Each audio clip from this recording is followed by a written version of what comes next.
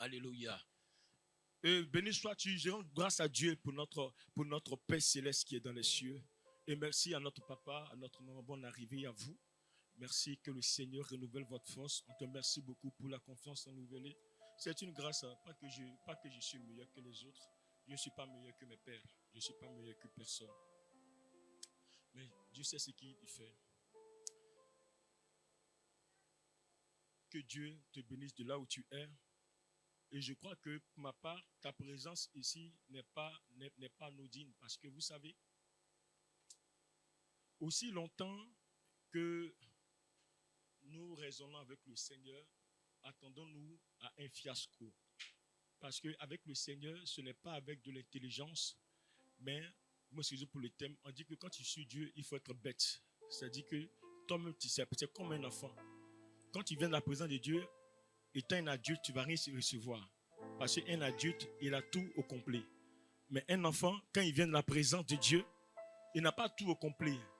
Il veut apprendre, il désire apprendre, il désire vraiment recevoir quelque chose de la part du Seigneur. Et ce matin, nous sommes comme ces enfants-là qui sont venus dans la présence de Dieu. Et nous avons qu'un seul maître qui est la capacité de nous conduire, de nous donner des instructions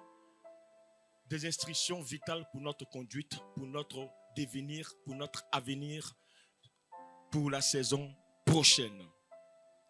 Le dimanche dernier, nous avons étudié sur le livre de Ésaïe 8, verset 23. Nous avons vu deux tribus,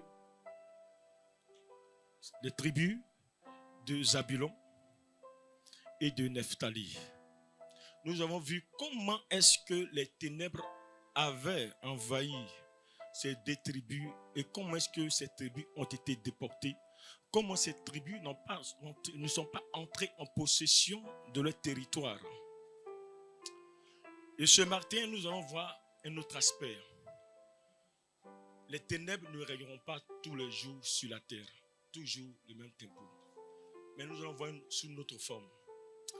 Et pour ce faire, nous allons lire un passage d'abord, avant de vous projeter comment les choses, dans son contexte historique, comment le peuple hébreu a été, n'est-ce pas, a quitté le territoire de Ramsès, à savoir le pharaon. Parce que souvenez-vous que dans quelles circonstances le peuple hébreu s'est retrouvé en Égypte. Cela avait déjà été prédit.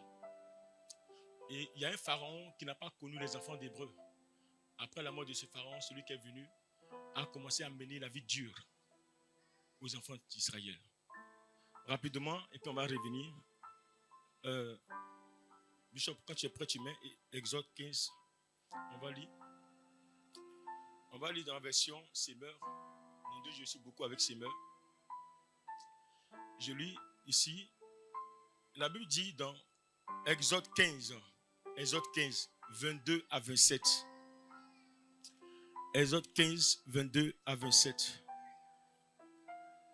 Sur ordre de Moïse,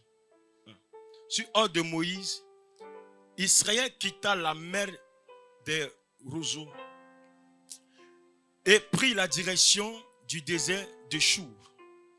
Ils marchaient pendant 3 jours dans le désert sans trouver de point d'eau. Ça veut dire qu'ils ont marché 3 jours, 3 journées consécutives sans trouver d'eau pour se désaltérer. Au verset 23, ils arrivaient à Mara. On va souligner Mara, où il y avait de l'eau, mais qui ne purent pas en boire parce qu'elle était amère. D'où le nom de Mara, Amétum. On continue. Au verset 24. Alors le peuple se plaignit de Moïse en disant: qu'allons-nous boire? Au verset 25.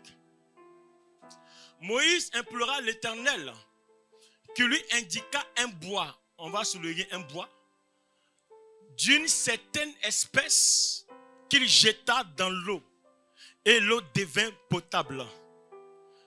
C'est à cet endroit que l'Éternel donna au peuple des préceptes et un code de droit. On va souligner un code de droit. Là aussi, il le mit à l'épreuve. Au verset 26.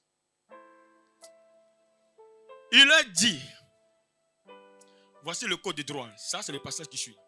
Il leur dit, si vous écoutez attentivement l'Éternel, votre Dieu, et si vous faites ce qui est droit à ses yeux, si vous êtes attentifs à ses commandements, et si vous obéissez à toutes ses lois, je ne vous infligerai aucune des maladies dont j'ai frappé les Égyptiens, car je suis l'Éternel qui vous apporte la guérison.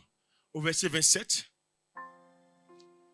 Ensuite, les Israélites arrivèrent à Élim. On va souligner Élim, où il y avait 12 sources d'eau et 70 palmiers. On va souligner 12 sources d'eau et 70 palmiers.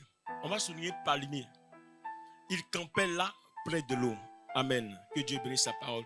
Seigneur, merci pour ta parole.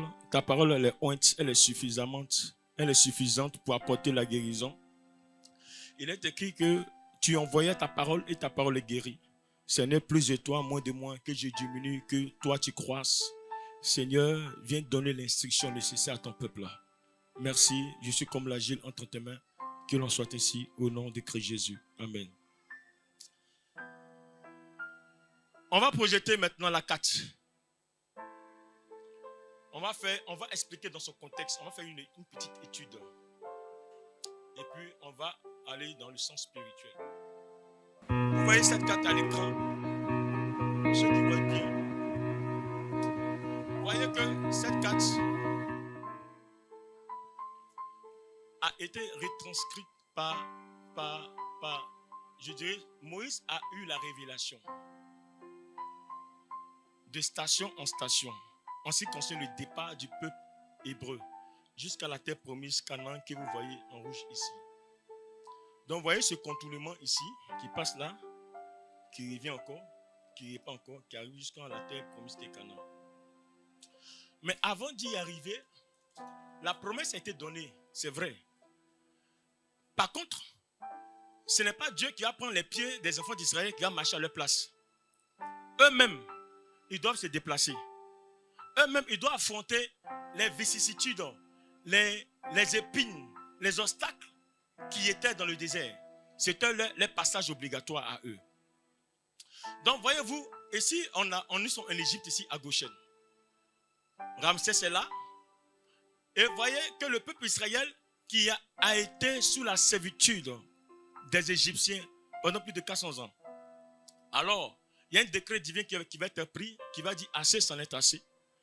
Et que Ramsès, ou encore le Dieu de l'Égypte, a longtemps opprimé mon peuple.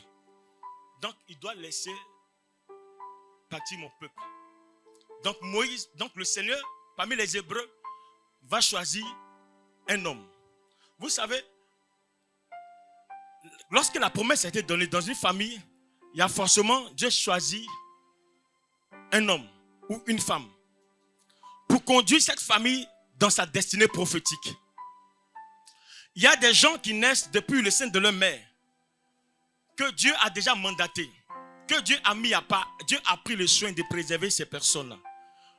Pour que ces personnes aient sur elles le manteau, aient sur elles, n'est-ce pas, la marque du Seigneur, leur donner tout ce qu'il faut pour que ces personnes deviennent un pilier dans la famille.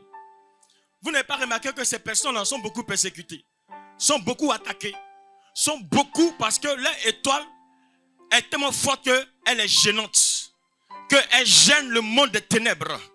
Parce que les gens feront tout pour obscurcir l'étoile. Souvenez-vous que lorsque le Christ est né, il y a eu une étoile qui est apparue. Les mages ont suivi l'étoile. Parce que l'étoile, lorsque Dieu décide de positionner cette étoile, en dépit des circonstances, cette étoile ne peut pas s'éteindre ni s'assombrir. Jusqu'à ce que l'étoile puisse apparaître, puisse faire sortir la clarté dont elle-même elle renferme, sans le savoir. Le Seigneur nous a destinés de manière permanente à briller, pas à s'obscurcir. Donc, ici, Dieu va choisir Moïse dans la tribu de Lévi. Lévi fait partie des 12 tribus du patriarche Israël. Donc c'est de là que Moïse est né. Moïse qui veut dire sauver des eaux, qui a une grande responsabilité à savoir, a conduit ensuite très bien le contexte historique, a conduit le peuple de Dieu, a fait sortir son peuple. Il a été élevé, n'est-ce pas, par Pharaon, par la princesse, qui a été éduquée selon l'éducation égyptienne, qui connaissait, n'est-ce pas, toutes les pratiques mystiques dans ce royaume, qui avait toute la puissance et toute l'autorité. Mais Moïse, en réalité, vous savez, les liens de sang ne se perdent pas. Tu vas adopter un fils, un enfant, mais le sang, là, ça ne se perd pas. C'est ton enfant, mais ce n'est pas ton enfant spirituellement. Physiquement, sur papier, c'est ton enfant. Mais spirituellement, ce n'est pas ton enfant. Parce que les liens de sang, le sang transporte tellement de choses qu'on ne peut pas imaginer. Et le Seigneur, Moïse qui va découvrir une autre facette. J'aime ce que le bishop a dit. C'est-à-dire que Dieu veut nous faire découvrir une autre révélation de sa personne. Au point où Moïse, il était habitué à ça. Au petit pouvoir là, où on transporte les baguettes en serpent. Il était habitué à ça. Parfois quand tu es habitué à ça, tu te crois fort. Il y a une autre puissance. Donc ça veut dire que dans le monde spirituel, on parle de degrés. Dans la spiritualité, on parle de degrés. Il y a des degrés. Au fait, les démons te sont soumis, pas parce que tu es beau ou tu es belle. Pas parce que tu es élégant ou tu es lancé. Les démons ne sont pas impressionnés par ce que tu dis, hein, par ta tenue vestimentaire, par ton éloquence. Ils sont impressionnés par le degré que tu occupes dans le monde spirituel ou encore la position que tu occupes en Christ. Donc c'est cette position qui te donne la latitude, le droit légal de chasser les démons quand ils te voient. Dans Marc 5, la Bible dit, lorsque le fou de Gadara a vu Jésus, c'est pas Jésus-Christ, c'est lui-même qui est venu vers le Christ. Qui a dit, pourquoi tu es venu me tourmenter? C'est-à-dire, il a reconnu l'autorité. L'autorité ne s'apprend pas, elle se reconnaît. Est-ce que nous sommes ce matin? On va voyager aujourd'hui. On va aller à Canaan. Mais aujourd'hui, on va s'arrêter quelque part ici. Et puis après, on va continuer à Canaan. Et voici que il va susciter Moïse. Comme toi et moi ce matin. Moïse n'était pas parfait. Il avait des défauts. D'abord, c'est suite à un maître qu'il a fui. Il s'est échappé, il allait au désert. Mais tout cela faisait partie du plan de Dieu. Parce qu'aussi longtemps que Moïse restait dans la maison de Pharaon, il n'allait pas découvrir son appel. Il n'allait pas découvrir ce à quoi Dieu l'a appelé. Parfois, tu es dans la maison de Pharaon, tu penses que c'est là que Dieu t'a appelé. Tu es dans la maison de Pharaon, tu penses que là est ton poste. Tu es dans la maison de Pharaon, tu penses que tu prospères. Tu penses que c'est cet appel que Dieu t'a appelé. Il y a un grand appel qui est sur ta vie. Mais aussi longtemps que tu es dans la maison de Pharaon, cet appel ne peut pas se révéler en toi. Cet appel ne peut pas éclore. Il faut sortir de la maison de Pharaon et chercher à rencontrer le buisson Adam. Une voix va retentir dans le buisson Adam, que j'appelle la voix du feu, qui va donner, et Moïse va choisir, qui va lui donner le pouvoir. Il va dire, vous jetez ton bâton. Tout ça, c'est l'objet d'une prédication. On va sauter. Et voici que Moïse va revenir. Vous savez tout ce qui s'est passé, tout. Et de Goshen, voilà, ils vont sortir du pays.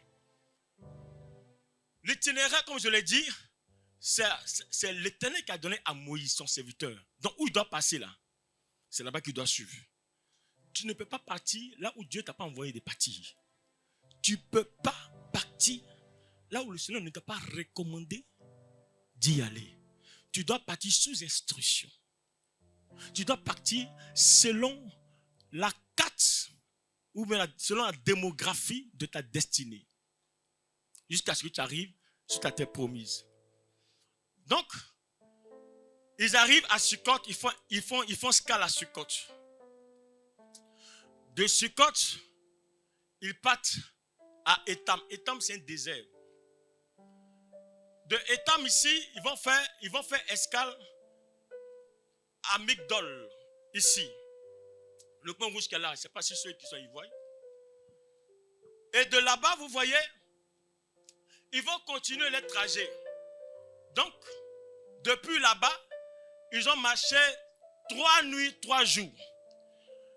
Les théologiens disent, certains disent qu'ils ont fait 80 km en 3 jours.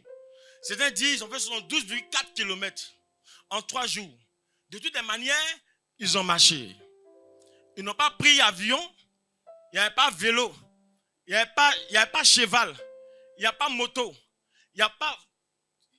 leurs pieds leur servaient de roue.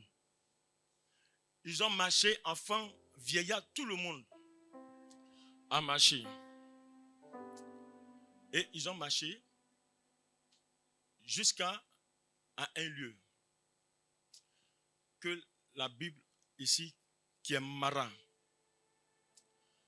Arrivé à Mara, le peuple va se reposer. Vous savez, pendant 3 jours, tu finis de marcher, tu finis d'accomplir des choses.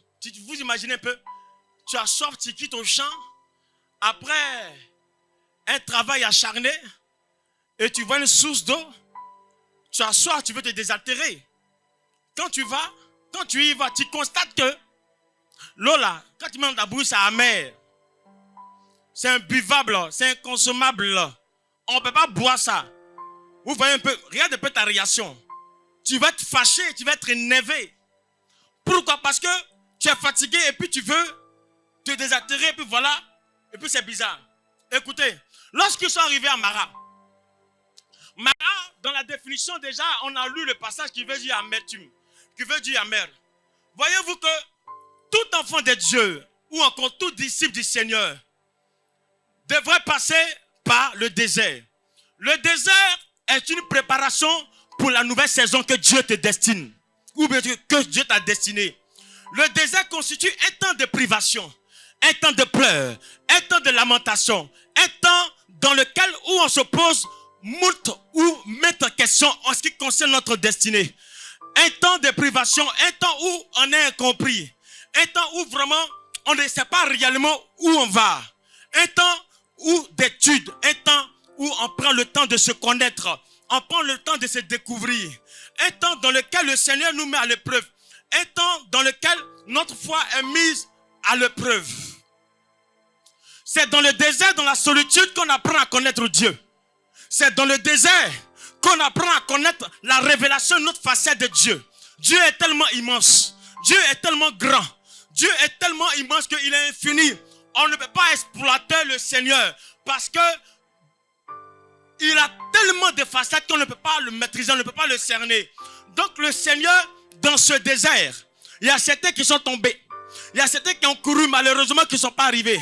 Comme dans la vie active, dans la vie séculière, c'est vrai que dans le ministère, ce n'est pas une question de course, c'est une question de préparation. C'est une question d'endurance. Dans ce désert-là, au niveau de Mara, même des églises passent par des moments difficiles. Les églises passent par les déserts. Il y a certaines églises qui n'ont pas de lieu fixe. Parfois on les chasse, ils vont, parfois qui perdent des membres, qui perdent des fidèles, parce qu'ils n'ont pas un lieu fixe. Tout homme, que tu sois grand, que tu sois blanc ou tu sois noir, peu importe la couleur de ta race, le désert s'impose à nous. Mais dans ce désert, le Seigneur nous rassure qu'il sera avec nous. Dans ce désert, même des foyers traversent des moments très difficiles. Parfois, on ne connaît pas l'origine de ce mal. C'est dans le désert que parfois la sainteté est éprouvée. Vous savez, dans ces circonstances-là, on pense pouvoir vivre la sainteté. Tu n'as pas l'argent, tu cherches femme pourquoi? Quand on n'a pas l'argent, on ne cherche pas femme. C'est pas ça? Quand on n'a pas l'argent, on ne cherche pas femme. Parce que dans le désert, ce qui doit te préoccuper, c'est quoi? C'est ton arrivée à Canaan. Parce que dans le désert, rien n'est réalisant. C'est dans le désert qu'on fait les choix de conjoints, de partenaires. C'est dans le désert. C'est dans le désert où, par moment, tu n'as pas vraiment grand-chose. Mais dans ce désert, Dieu te fait la grâce d'expérimenter sa présence d'une manière ou d'une autre. C'est dans le désert que par moment, le mari, l'homme ou le gars sur qui tu comptais, il va te larguer.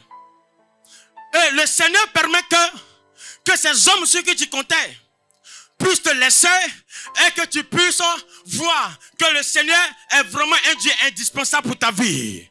Pour te propulser là où Dieu voudrait que tu ailles. C'est dans le désert que par moment que 2000, c'est comme 10 000 francs. C'est dans le désert qu'on apprend l'étude de l'économie, qu'on apprend à économiser. C'est dans le désert que par moment habituellement tu mangeais beaucoup. Le peuple hébreu il mangeait toujours, il y avait la viande. Mais là-bas, ils ont appris à gérer. À Mara, tout est sec. À Mara, rien n'est reluisant. À Mara, c'est l'amertume. À Mara, il n'y a pas vraiment de contact. Ou parfois tu es laissé pour compte. Où tout est silence. Où tout est ténébreux. Où ton avenir même tu n'arrives pas à voir. Aucune lueur d'espoir à l'horizon. Où tu ne vois pas lumière, tu ne vois rien. Où ta vision, je dirais un flou. Tu n'as aucune visibilité en ce qui concerne ta destinée. Tu n'as aucune visibilité en ce qui concerne même ton foyer ou ta vie universitaire. Amara, ce n'est qu'un chèque. Amara, ce que tu touches n'est qu'amer. Amara, Dieu prend la peine de nous guérir. C'est Amara quand on emmagasine, n'est-ce pas, l'amertume, la haine. C'est Amara quand on accuse les autres. C'est Amara quand on pense que les autres sont contre nous. C'est Amara et que tu penses que ce que tu es en train de faire là, c'est normal. C'est Amara que par moment, tu as compris, on dit que les gens pensent que toi, tu n'as aucune valeur. Quand on te regarde, tu ne ressembles à rien. Quand on te regarde, ton devant, ton derrière, il n'y a pas grand type derrière toi. Il n'y a pas PDG. Dans ta famille, Amara là, il n'y a pas ministre dans ta famille. Il n'y a rien. Il n'y a pas gouverneur. Il n'y a personne Amara.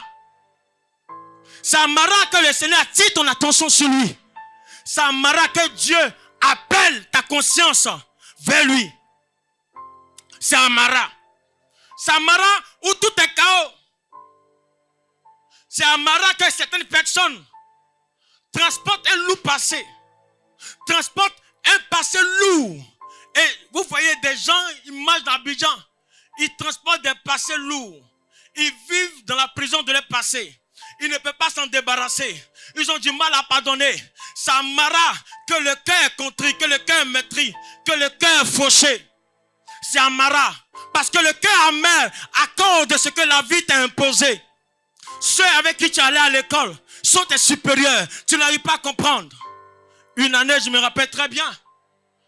Lorsque je me suis retrouvé au village en 2006, j'en voulais terriblement à mon papa. Et c'est un semblant de pardon. Après toutes ces années, je suis allé vers lui. Je l'accusais tous les jours. Il dit, c'est à cause de toi. À cause des femmes. Tu as suivi femme jusqu'en...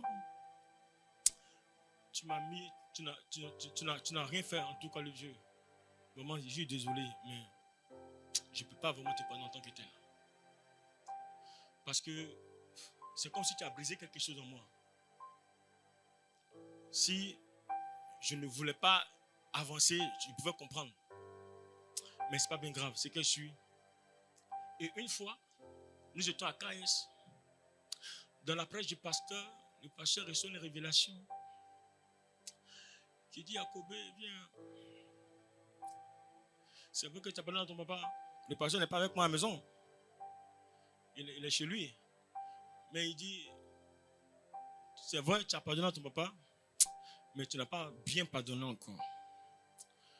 Parce que ce jour-là, c'est comme un poids que Dieu est en train d'enlever sur moi. Je fondu en larmes.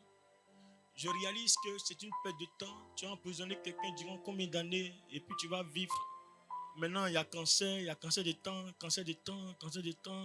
Jusqu'à quand tu as? Jusqu'à quand? Aïe, il faut dire jusqu'à quand? Jusqu'à quand? Frères et sœurs, c'est tellement difficile qu'il a dit il faut le faire. Je suis parti encore je dis, c'est pas bien grave. C'est que sur un père reste toujours un papa. Peu importe, c'est un père. C'est pas bien grave. Au point où j'étais complexé, quand on me demande, quand je suis mes amis, tu fais quoi dans la vie? Je suis complexé tellement que je dis, ah, je suis là, que je me cherche. Parce que dans ces moments difficiles, vous voyez, ton rêve est brisé, tu veux être comme les autres. Mais à Mara, on n'est pas comme les autres. On est comme ce que Dieu voudrait que tu sois. À Mara, si tu n'as pas compris le sens de ta vie ou la révélation de ta destinée, tu vas passer le clair de ton temps à comparer ta vie à celle des autres. C'est à Mara qu'on apprend à se concentrer sur soi, qu'on demande à Dieu pour sa destinée. Quel est ton plan pour ma vie? C'est vrai que j'ai des ambitions, mais mes ambitions ne doivent pas primer sur les ambitions que tu as à mon égard. Peu importe ce que tu vas dire, Seigneur, je suis prêt à m'aligner. Et voyez-vous dans quel contexte dans lequel j'évoluais. Avec un cœur amer, et quand bien que tu prêches, tu fais tout, mais quand tu es seul, tu pleures. Comme le général Naaman. On t'a dit, on te respecte, mais seul, tu es dans ton marat, tu pleures les soirs. Parce qu'il y a un manque. Tu n'arrives pas vraiment à être à l'aise. Parce que c'est vrai que tu pries, tu fais tout. Mais ça ne va pas encore dans ta vie. C'est encore dur. C'est encore difficile. Mais c'est à Mara que le Seigneur va donner. Lorsque le peuple a commencé à se plaindre. C'est à Mara qu'on se plaint beaucoup. C'est à Mara quand on voit toutes ces choses qui se passent aujourd'hui, que ce soit dans nos familles, au travail ou à l'église. C'est à Mara. Mais le Seigneur veut délivrer une personne ce matin de son Mara. Dis-moi Amen. S'il y avait un chapitre de ta vie qui était amer, le Seigneur va te donner une nouvelle instruction qui va rendre ta vie douce. Quelqu'un ne m'a pas encore compris. Le Seigneur te donnera une nouvelle instruction qui va rendre ta vie douce ce matin. Le Seigneur, lorsque Moïse crie à Dieu, et le Seigneur indiqua un bois à Moïse. Il dit, Moïse, prends ce bois, introduis-le dans cette eau amère. Et souvenez-vous, dans le passage suivant, ce qui s'est vraiment passé, lorsque Moïse a introduit ce bois qui est une figure de la croix de Christ. Lorsqu'il a introduit, l'eau a changé, l'eau qui était imbuvable est devenue buvable. L'eau qui était consommable est devenue consommable. L'eau qui ne pouvait pas être consommée a commencé à être consommée. Écoute, quand on a l'impression que tu n'es pas encore mûr. Mais lorsque tu vas introduire la croix de Dieu dans ta vie commencera à être mûre. Ta vie commencera à prendre forme. Les choses que parfois des gens n'arrivaient pas à apprécier dans ta vie vont commencer à apprécier dès aujourd'hui lorsque tu décideras d'introduire la croix dans ta vie. Frères et sœurs, parfois on pense être chrétien, mais on n'a pas encore introduit la croix de Christ au centre de notre destinée. On n'a pas encore introduit. Malgré ça, on se plaint à longueur de journée. Comme ce fut le cas du peuple hébreu qui se plaignait. Mais ils ont oublié un principe. Et puis vous plaignez pourquoi? On dit pour marquer là, fais ça. Mais tu n'appliques pas. Tu as marqué comment? Et à Mara, lorsque j'ai introduit le bois, vous voyez, la bénédiction d'un disciple dépend de son obéissance. Les grâces que Dieu réserve à un enfant de Dieu dépend de l'obéissance qu'il va développer. Le diable n'est pas impressionné par la manière dont tu pries. Mais ce qui impressionne Dieu surtout, c'est un cœur obéissant. C'est un cœur qui se rabaisse aux instructions. C'est un cœur qui est capable de dire à Dieu, c'est difficile, mais pour ta cause, je suis prêt à le faire. C'est pourquoi la Bible dit que l'obéissance vaut mieux que les sacrifices. C'est à Mara que Dieu nous taille. C'est Mara que Dieu nous brise. Parfois, on est imbu à notre personnalité. On pense pouvoir tout connaître. En réalité, tu ne connais rien. Parfois, lorsque même dans les couples, c'est le lieu Mara où le brisement commence. Où deux personnes de divers horizons se croisent. Le cœur, quand tu penses que tu es humble, c'est là-bas que tu apprends que vraiment tu n'es pas humble en tant que tel. C'est un Mara. Mara est une école qu'on n'apprend pas à l'école, qu'on apprend sur l'état, qu'on apprend pendant notre marche. C'est pendant la marche qu'on apprend beaucoup de choses à Mara. Au fait, Mara là, si tu n'as pas appris quelque chose, tu ne peux pas aller à un autre niveau. À Mara, si tu n'as pas appris quelque chose, frères et sœurs, il faut te poser la question vraiment. Est-ce que tu veux vraiment aller loin avec Dieu? Est-ce que vraiment tu voudrais aller ou expérimenter le surnaturel? Là-bas, ce n'est pas ta volonté qui prime. C'est la volonté de Dieu. À Mara, les imprévus de Dieu, les imprévus de la vie deviennent les prévus de Dieu pour ta vie. À Mara, Dieu ne fonctionne pas en fonction de ton fonctionnement. Dieu fonctionne en fonction de lui, son fonctionnement. Dieu ne fonctionne pas en fonction de ton fonctionnement.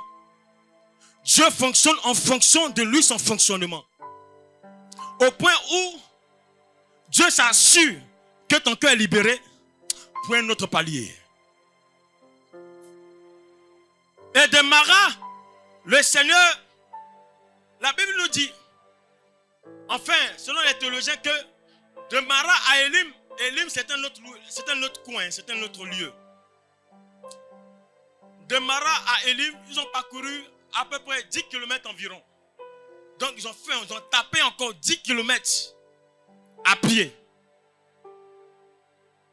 pour arriver à Élim. Mais au fait, Élim, c'est traduit littéralement en hébreu comme les arbres. Ou Élim veut dire les arbres en hébreu. Les arbres. Voyez, donc lorsqu'ils arrivent à Élim, c'est là le piège pour certains d'entre nous qui peuvent être arrivés à destination. En réalité, nous ne sommes pas encore arrivés à Canaan, mais Élim n'est qu'un aperçu de Canaan. Parfois, on pense que notre terminus est ici. Mais ici, nous sommes à Élim. Nous sommes à Élim. À un certain moment de ta vie, tu seras à Élim. De Mara, tu vas aller à Élim. De Mara, tu n'arrivais pas à bien manger. Tu étais encore salonnier. Tu dormais chez ton oncle. Tu faisais tous les boulots. Tu étais à Mara. Mais après, tu ne seras plus à Mara. Tu vas aller à Élim. Élim là, c'est là que tu vas prendre ta maison. C'est à Élim là que tu vas commencer à construire ta vie seule. C'est à Élim que tu vas commencer à être indépendant. Mais Élim n'est pas ton terminus. Dans Élim, tu ne resteras pas toujours dans un studio. Parce que ce n'est pas là-bas ta conclusion. Ta conclusion, c'est que tu viens ici à Canaan. Mais Élim est un passage pour dire, Dieu te montre, si tu fais ça, tu vois, j'ai fait ça pour toi. Si tu fais un peu, voilà ce que je compte faire pour toi. Donc Dieu te montre, Dieu te donne un petit espoir. Pour ne pas que vraiment ta foi soit vraiment atteinte. Elle soit vraiment éprouvée. C'est pourquoi la Bible dit que Dieu ne peut pas nous tenter au-delà de notre force. Il ne peut pas. Dieu connaît nos limites. Il sait jusqu'à où tu es prêt à craquer. Dieu sait. Tout ce que nous avons à un moment, ne dis pas que ça dépasse tes forces. Ça dépasse rien. Ça dépasse rien. Ça dépasse rien. Ça c'est quoi? Ça c'est rien. Ça dépasse rien. C'est petit. Tu penses que tu es en train de craquer. Au fait, ça ne peut pas dépasser. Parce qu'il ne peut pas. Dieu ne peut pas. C'est pas qu'il ne peut pas. Mais il te connaît. Qui nous a créés? C'est pas lui. Il sait. Dieu te connaît. Il sait que toi là, s'il fait ça là, pour toi peut-être que c'est fini, mais on ne va plus te reconnaître. Mais il connaît lui-même Dieu ses limites. Pas qu'il est limité, mais il sait jusqu'à où il est prêt à aller avec toi. Ça élimine que le Seigneur donne une autre révélation de lui. Ça élimine. Au passage au verset 26, on va voir quelque chose, on va ficher rapidement. Au verset 26, il dit, si vous écoutez attentivement l'Éternel votre Dieu. Donc le Seigneur donne une instruction au peuple hébreu en leur disant, s'ils écoutent attentivement lui l'Éternel, et que s'ils font ce qui est droit à ses yeux, il va éloigner la maladie d'eux. Il va les guérir. En d'autres termes, il va les restaurer. C'est-à-dire qu'il y a des prérequis, il y a des conditions. Le Seigneur ne voudrait pas qu'on soit égaré. Le Seigneur ne voudrait pas nous infliger des maladies qu'il infligeait aux Égyptiens. C'est en Égypte qu'il y a des maladies. C'est lorsqu'on est loin de Dieu qu'il y a des maladies qui sont spirituelles. Par moment, après consultation après consultation, on ne voit rien. C'est en Égypte qu'il y a des maladies qui ne sont pas normales, que ce sont des maladies spirituelles, qu'on n'a pas le temps de discerner. Si tu fais tant, l'obéissance, le Dieu, il ne va pas t'infliger la maladie qu'il infligeait, qu'il a frappé les Égyptiens. Il va être pour toi. C'est là que le peuple hébreu a fait la rencontre de Jéhovah Rapha. My God. En cette saison, tu feras la rencontre de Jéhovah Rapha. Le Seigneur qui guérit, pas de maladies physiques, mais de maladies spirituelles. Qui va te guérir de l'idolâtrie. Qui va te guérir des idoles plantées dans ton cœur. Qui va te guérir de toute maladie dite physique. Qui va te guérir de toute maladie dite émotionnelle. Qui va te guérir de toute forme de maladie. Parce que le plan de Dieu, ce n'est pas que tu traînes avec la maladie dans ton corps, mais est que tu reçoives la guérison, que ton âme soit en paix. Que ton âme soit en paix. Que tu ne subisses pas. Écoutez, Dieu ne nous a pas créés pour subir toute sorte de maladies. C'est dans le monde qu'on reçoit tout ça. Loin de la face de Dieu. Loin de Dieu. Loin de la présence de Dieu. C'est là qu'on rencontre ce genre de choses. À Élim.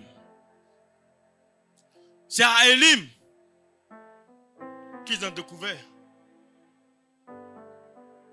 70 palmiers et 12 sources d'eau. Mais la question que je me suis posée, bon, j'ai fait un peu, je me suis dit, mais tout ce qui est écrit dans la Bible, là, ne pensez pas que ça n'a pas de sens. Hein. Ça a un sens. Et je tombe sur le psaume 92, verset 13. Le psaume 92, verset 13 dit ceci.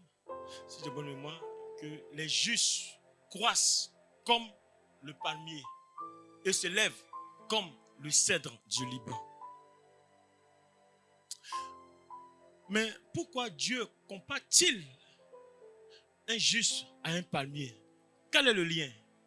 Quel est le parallèle? Pourquoi un palmier? Pourquoi ce n'est pas un manguier? Pourquoi ce n'est pas, comment ils appellent, acacia ou bien les feuilles d'acacia, l'arbre là? Pourquoi ce n'est pas papaye? Pourquoi ce n'est pas truc? Justement, c'est parce que papaye ne peut pas pousser dans le désert. Que même ça pousse parce que là-bas il fait vraiment chaud. La température est rude là-bas. Il y a certaines plantes, certains arbres qui ne peuvent pas être plantés dans le désert. Mais le palmier, lui, si. Et vous voyez, donc, le 70 palmiers au verset 27, on va le verset 27. Au verset 27,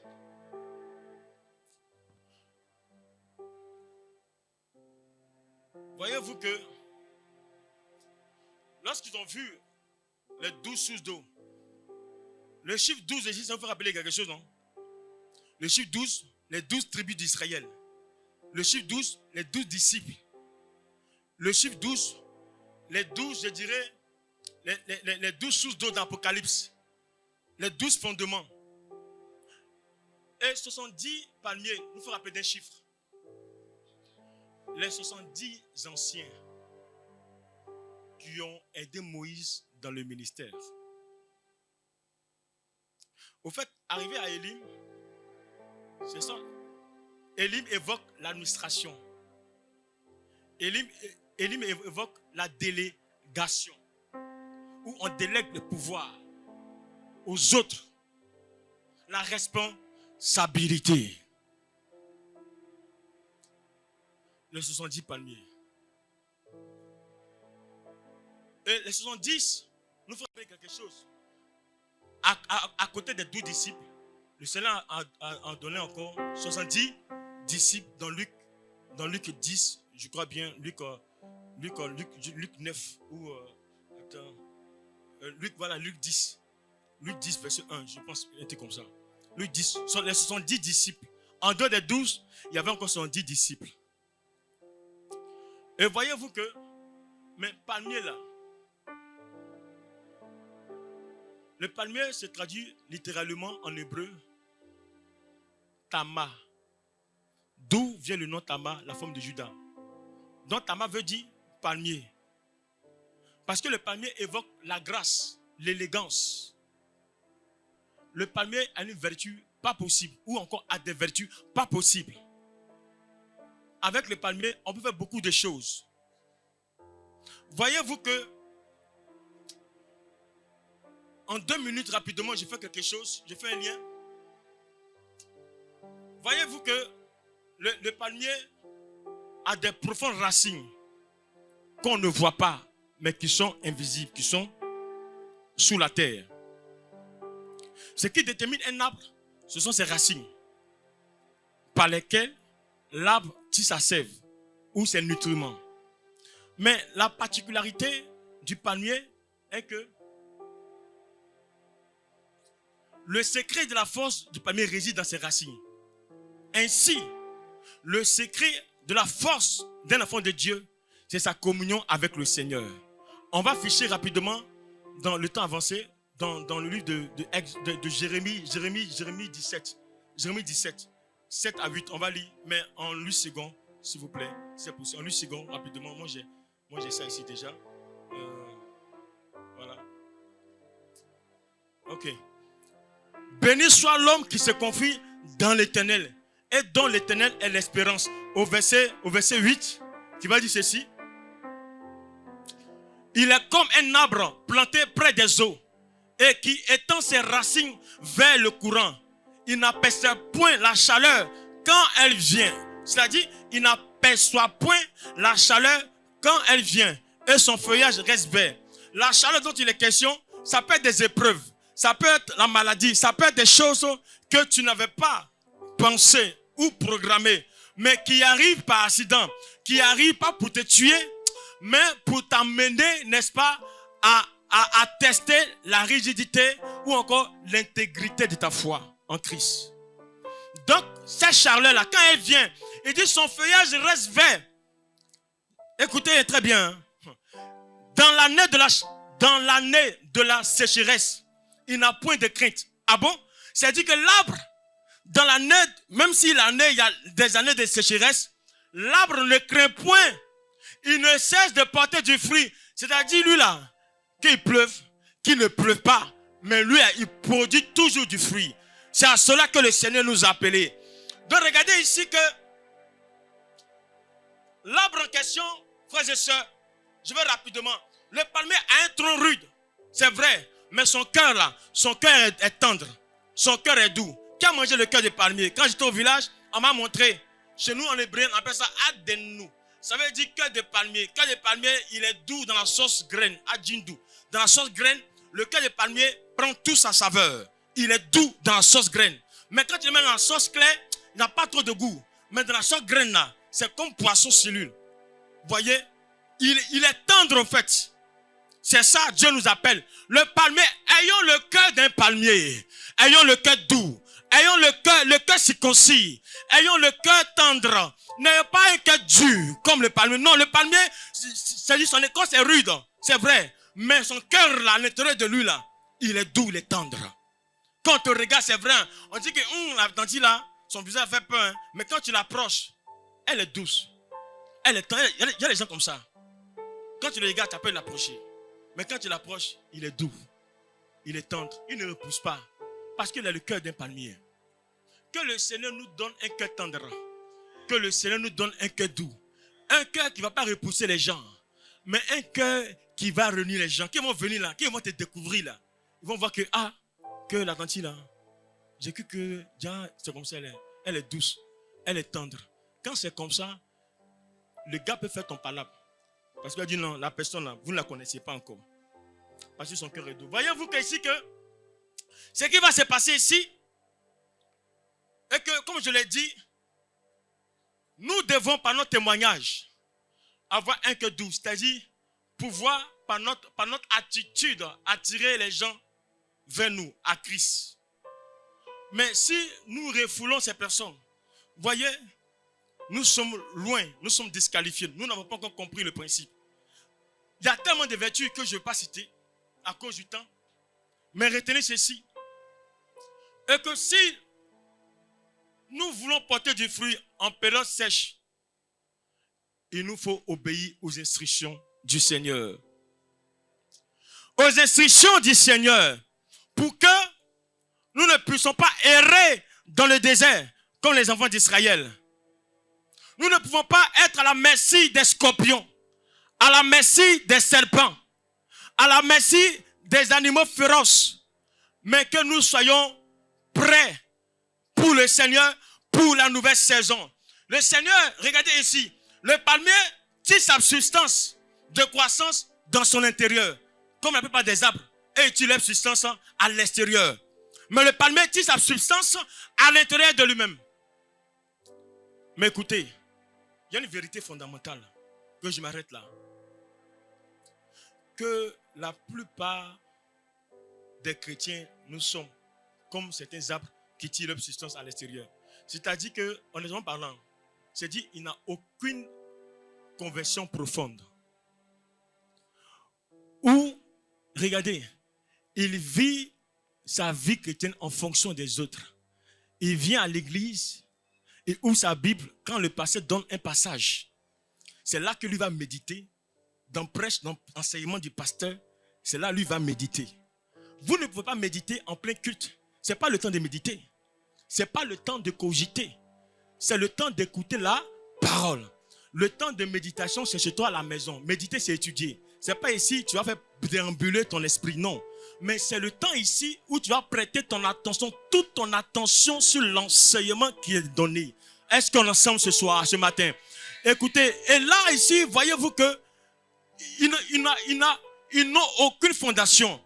Ils ne savent pas prier. Ils ne savent pas comment prier. Ils n'ont aucune intimité. Ils n'ont aucune communion avec le Seigneur. C'est lorsque l'église décrète un jeûne de 21 jours. C'est là qu'ils s'alignent au 21. À savoir même, est-ce qu'ils s'alignent même aux 21 jours vraiment même? Est-ce qu'ils arrivent même dans la semaine à savoir prendre 3 jours de jeûne sec? Ou enfin, 3 jours de jeûne en fonction du programme de l'église. On ne vit pas la vie de l'église. N'ayons pas la vie de l'église, n'ayons pas le programme de l'église. Écoutez, si tu veux tirer ta substance à l'extérieur de toi-même, tu seras perdu. Parce que, écoutez, ça, l'église, on voit tous ces gymnastiques, mais au fond, dans le secret, tu es vide comme un tonneau. C'est-à-dire qu'il n'y a aucune... écoutez, la vie chrétienne, un chrétien, vraiment qui n'a aucune racine, il est comme un stylo. Le stylo, il est beau à voir, mais à l'intérieur, il n'y a pas d'encre. Il est joli, mais à l'intérieur de lui, il n'y a pas d'encre.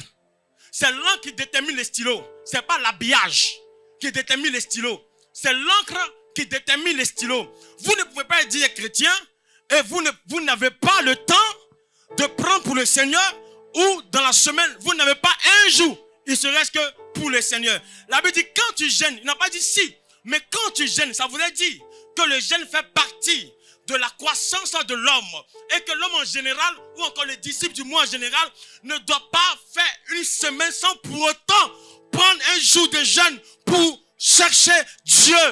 Nous n'avons pas de racines. C'est pour cette raison on est léger. C'est pour cette raison il y a trop de lassitude, il y a trop de légèreté, il y a trop de bazar, de foutaise. montage, des théâtres ecclésiastiques, des personnes, des acteurs, des metteurs en scène. On n'a aucun fondement, on n'a aucune fondation.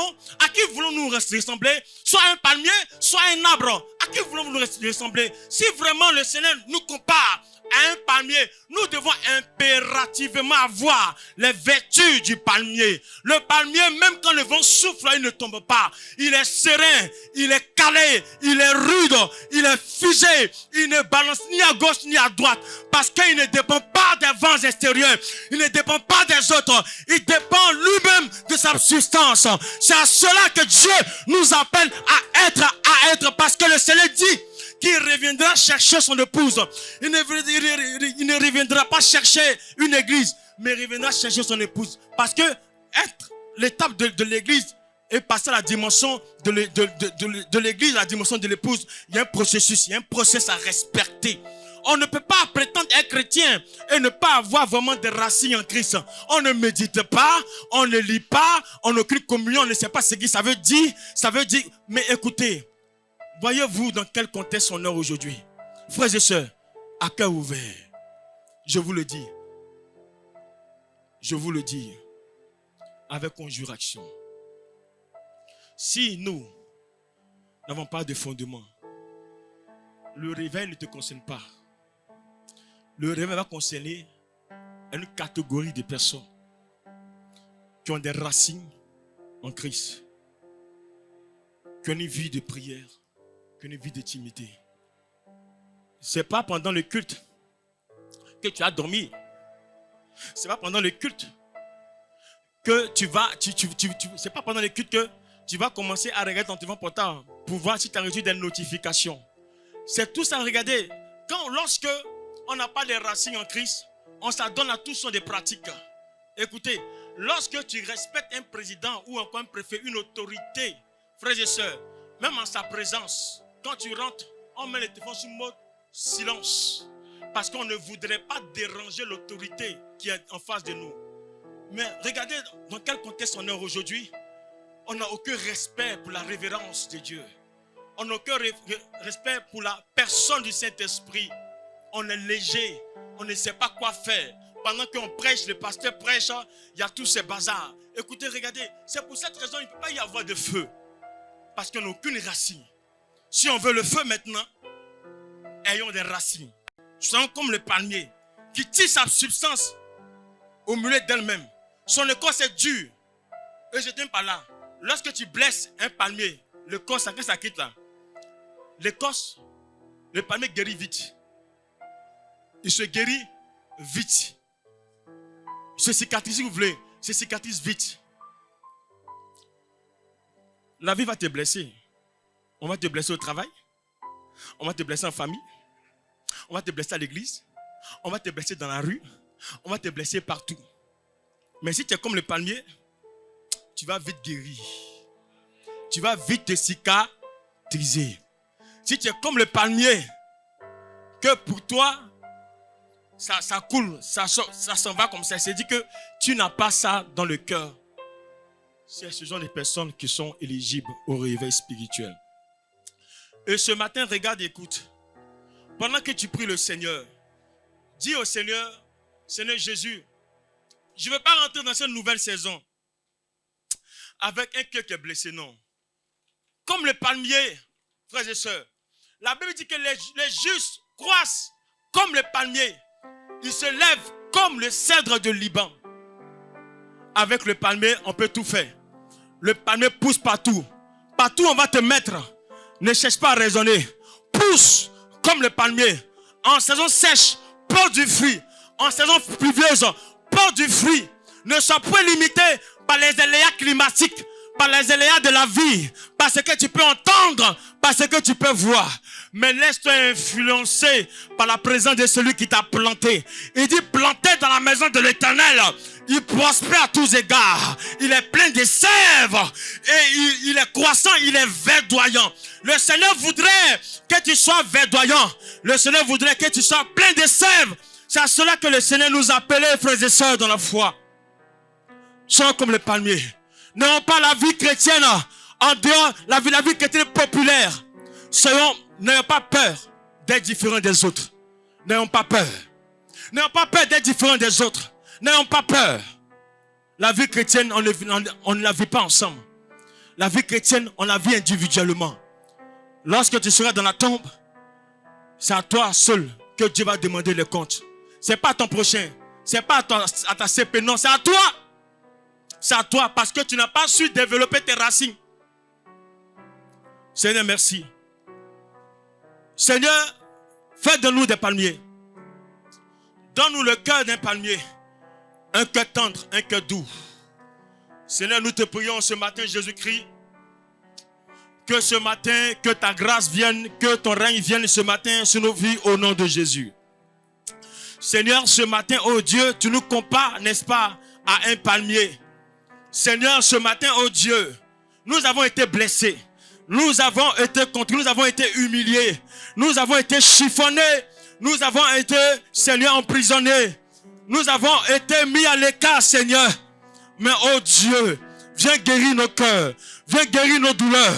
Viens penser nos blessures. Viens guérir nos cœurs, Seigneur. De nos passés lourds. Nous transportons, Seigneur, des blessures émotionnelles. Nous transportons des blessures, Seigneur, pas possible, Seigneur. Père, la distraction, Seigneur, nous ne sommes pas concentrés sur ton œuvre. Nous ne sommes pas concentrés dans la maison de Dieu. Seigneur Jésus-Christ, nous ne voulons pas avoir la vie de l'église. Nous ne voulons pas avoir la vie comme tout le monde. Nous ne voulons pas vivre nos vies chrétiennes comme tout le monde. Nous voulons être particuliers. Nous voulons être la meilleure version de nous-mêmes. Nous ne voulons pas être, Seigneur, Père, comme tout le monde. Nous voulons être comme nous-mêmes, Seigneur. Seigneur, aide mon frère, aide une soeur, aide un frère, aide une soeur, Seigneur, oh Dieu, à sortir la tête du lot, à sortir la tête du maras. Seigneur, en ce jour, que le maras se transforme en une eau douce. Que là où il y avait un chapitre de nos vies qui était amer, Seigneur, rends-le doux, rends-le doux, rends-le doux, rends-le doux, rends-le doux, rends-le doux, rends-le doux, rends-le doux, rends-le doux, au nom de Jésus.